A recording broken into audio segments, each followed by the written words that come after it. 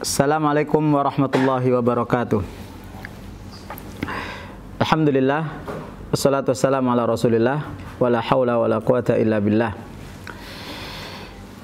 Rabbi syrah li sadri wa yassir li amri wahlul 'uqdatan min lisani yafqahu qawli.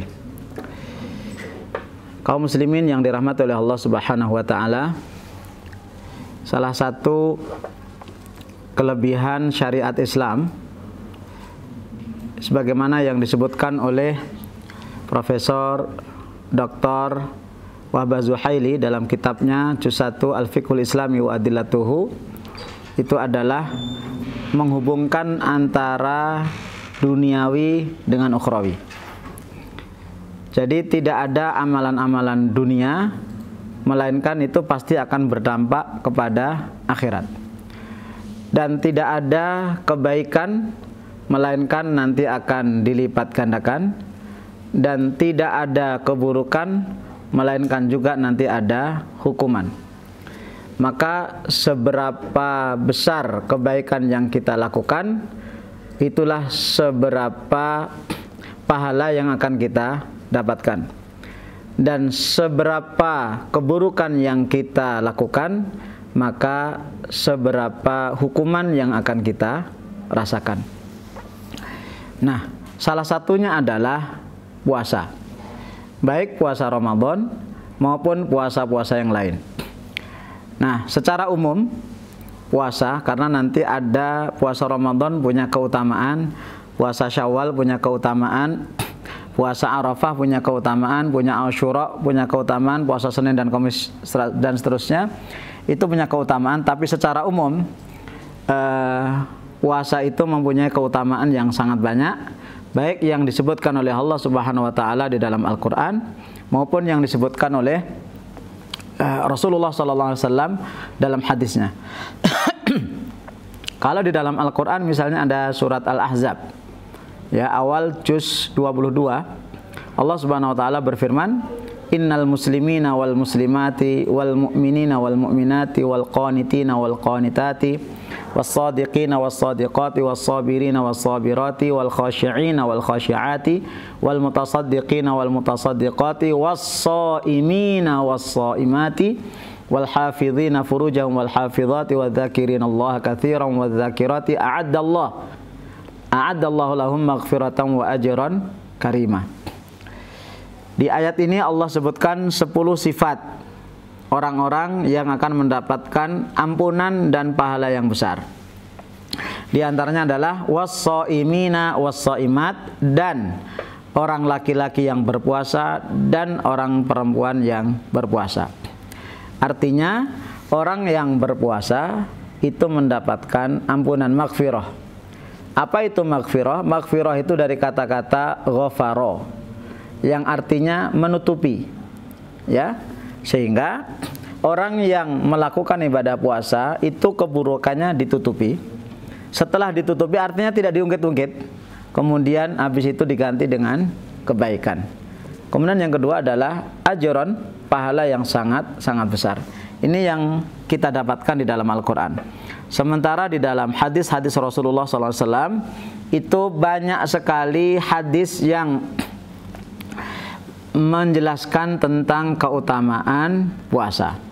Salah satunya hadis terkenal, hadis qudsi, was-saumuli atau wasiyamuli wa ana ajzi bihi.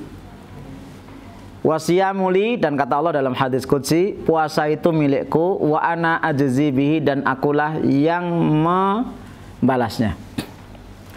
Seandainya kita tidak tahu keutamaan puasa kecuali hadis ini, sudah cukup. Hadisnya sangat pendek karena itu cuplikan. Wasiyamuli, dan puasa untukku, wa ana ajzibi, dan aku yang membalasnya. Apa yang bisa kita ambil pelajaran dari hadis ini? Yang pertama, puasa disandarkan kepada Allah Subhanahu wa taala. Wasiyamuli, puasa milikku.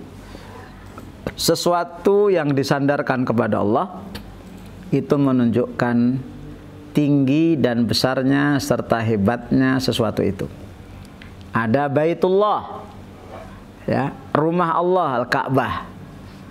Ada kalamullah, firman Allah Subhanahu wa taala. Ya. Ada Khalilullah, kekasih Allah Subhanahu wa taala. Ada Rasulullah, ya, utusan Allah Subhanahu wa taala. Ini adalah siam li, puasa untukku.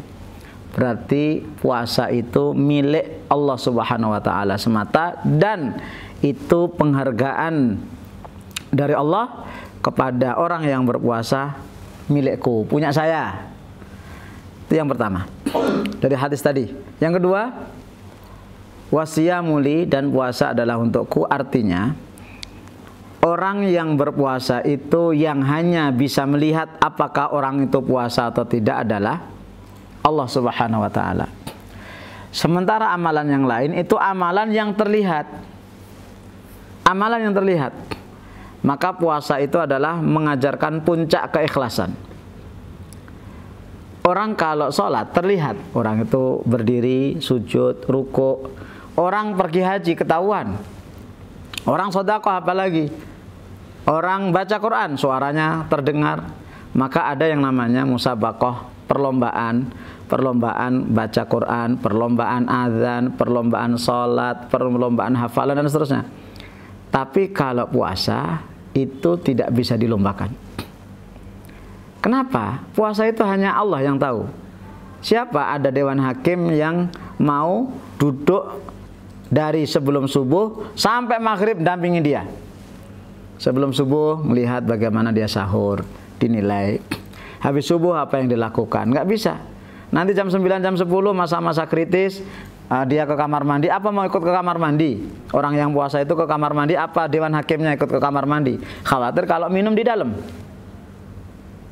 Maka puasa itu adalah ibadah yang memang milik Allah Subhanahu wa taala. Maka orang kalau puasa itu insya Allah dia kelihatan betul ikhlasnya. Karena itu nggak bisa dilihat. Nggak ada yang bisa melihatnya kecuali Allah Subhanahu wa taala. Kalau ada orang nggak puasa kemudian ngomong saya puasa, itu bohong namanya. Itu masalah bohong. Maka keutamaan yang kedua, puasa itu adalah milik Allah. Kemudian dia memang semata-mata lakukan karena Allah Subhanahu wa taala.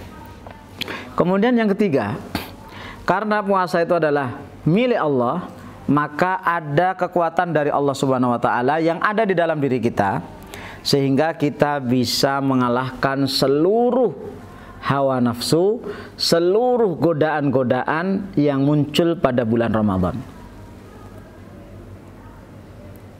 Pagi bulan Ramadan atau puasa lah secara umum, itu biasanya ada godaan makan, minum. Ada godaan misalnya lawan jenis, ya, ingin melihat fisiknya, kemudian ingin melakukan hal-hal yang diharamkan oleh Allah. Tapi karena dia itu ada niatan yang tinggi, maka itu bisa ditinggalkan dengan mudahnya. Karena apapun kalau Allah sertakan dalam hidup, itu jadi mudah. Apapun kalau kita sertakan Allah dalam hidup kita, itu semua masalah itu akan terselesaikan. Maka orang-orang yang puasa itu insya Allah adalah orang-orang yang sangat dekat dengan Allah Subhanahu wa ta'ala.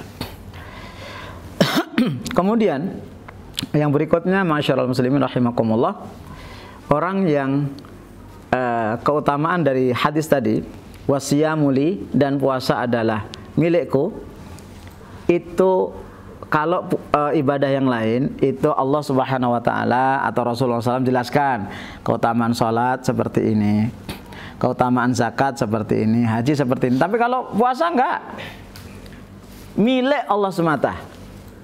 Jadi Allah yang membalasnya. Berarti ini yang bayar, yang ngasih ganjaran itu ada Allah, dan tidak terlihat nanti bentuk ganjarannya apa. Artinya berbeda daripada ibadah-ibadah yang lain. Ini hadis Rasulullah SAW tentang keutamaan puasa. Nah, sementara masih ada lagi hadis yang lain. Misalnya Rasulullah SAW bersabda, "Man shoma yauman fi sabilillahi ba'adahullahu 'anin nari sab'ina kharifan." Barang siapa yang berpuasa satu hari, maka pasti Allah jauhkan dia dari neraka itu perjalanan 70 tahun. Kita bisa bayangkan neraka itu adalah kobaran api yang panasnya itu bisa tembus. Sampai Rasulullah mengatakan kalau kita di dunia ini suasana panas sekali, itu adalah karena apa kata Rasulullah? Neraka sedang menghembuskan nafas panasnya. Itu sampai terasa di dunia. Apalagi nanti di akhirat. Semakin kita banyak berpuasa, maka akan semakin kita akan dijauhkan dari api neraka.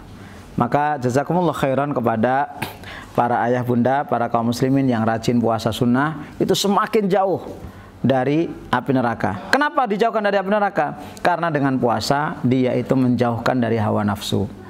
Orang yang menjauhkan dari hawa nafsu itu berarti menjauhkan dari neraka. Kenapa? Innan nafsa la'ammaratum bisu. Karena sesungguhnya hawa nafsu itu menyuruh kepada keburukan. Nah, kaum muslimin yang dirahmati oleh Allah, orang yang puasa dijauhkan dari dari neraka perjalanan 70 tahun. Berarti bayangkan kalau Ramadan 30 hari. Nanti puasa Syawal sekian. Semakin lama kita itu banyak berpuasa, semakin lama dan semakin jauh dari neraka. Kenapa? Dengan puasa hawa nafsu bisa kita taklukkan. Kemudian yang terakhir, ya, ada satu kejadian di mana Rasulullah SAW ini beserta para sahabat, kemudian ada satu orang yang sendawa. Mohon maaf saya praktekkan begitu. Kemudian ini berulang-ulang kata Rasulullah, kuffa'an juthaika, tahan sendawamu. Kemudian Rasulullah mengatakan, sesungguhnya orang yang paling banyak kenyang di dunia itu yang paling banyak lapar di akhirat, dan orang yang paling banyak lapar di dunia paling banyak kenyang di akhirat. Artinya kaum muslimin, kita di dunia kenyang boleh, tapi jangan selalu kenyang.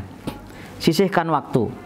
Dari 12 bulan itu 1 bulan, ya, untuk puasa. Nanti dari 1 bulan selain bulan Syawal, bulan Ramadan, nanti ada 3 hari atau Senin Kemis atau Daud. Semakin banyak kita berlapar-lapar di dunia, semakin banyak kita berkenyang-kenyang di akhirat. Dari 1 hari 24 jam itu pilihlah atau sisihkan 1 jam untuk sholat wajib. Sholat wajib itu kan kalau dikumpulkan hanya 1 jam. Tidur tengah malam kurang lebih dari jam ba'da isya sampai sebelum subuh, sisihkan waktu untuk qiyamul lail. Kenapa? Karena semakin banyak kita berlelah-lelah, semakin banyak kita itu nanti akan santai di akhirat. Pun demikian dengan ketika kita banyak berlapar-lapar karena Allah yaitu puasa, nanti Allah akan kenyangkan kita di akhirat. Sehingga Rasulullah mengatakan lil-shaimi farhatan. Orang yang puasa itu ada dua kebahagiaan. Yang pertama adalah ketika berbuka, dan nanti bahagia yang paling hakiki adalah ketika bertemu dengan Allah Subhanahu wa taala. Maka kalau itu kita pegang, puasa itu insya Allah terasa ringan. Kalau kita pegang firman Allah Subhanahu wa taala, kita pegang sabda Rasulullah sallallahu alaihi wasallam, kemudian kita pegang janji-janji itu, maka mau panas, mau dingin, mau suasana itu godaan yang luar biasa, bagi seorang muslim itu biasa saja. Kita hadirkan tadi janji Allah, ya, janji ampunan, janji pahala, janji dijauhkan dari surga, janji puasa itu milik Allah Subhanahu wa taala, hanya Allah yang membalasnya, janji orang yang semakin banyak lapar di dunia itu semakin kenyang di akhirat, orang yang semakin banyak kenyang di dunia itu lapar di akhirat. Maka orang yang di dunia itu kerjaannya makan, di akhirat akan dilaparkan oleh Allah Subhanahu wa taala. Mudah-mudahan dengan apa yang saya sampaikan ini, semangat kita untuk menyambut puasa apapun itu semakin ringan, karena sesuatu yang disandarkan kepada Allah Subhanahu wa taala itu akan terasa ringan, dan Allah akan membersamai kita, Allah akan menyertai kita. Demikian yang bisa saya sampaikan. Aku qouli hadza wa astaghfirullah wa lakum. Assalamualaikum warahmatullahi wabarakatuh.